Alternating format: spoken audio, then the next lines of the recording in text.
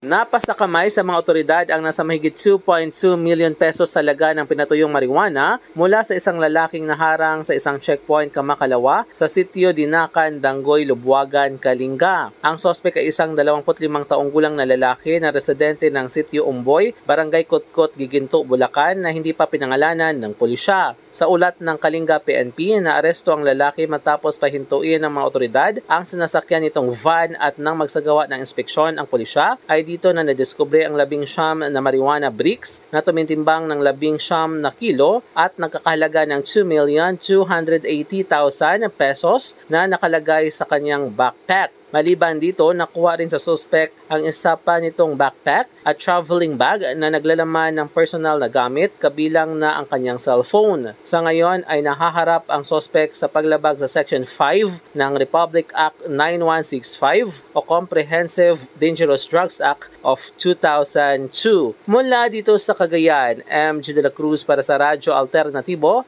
Balita Nationwide.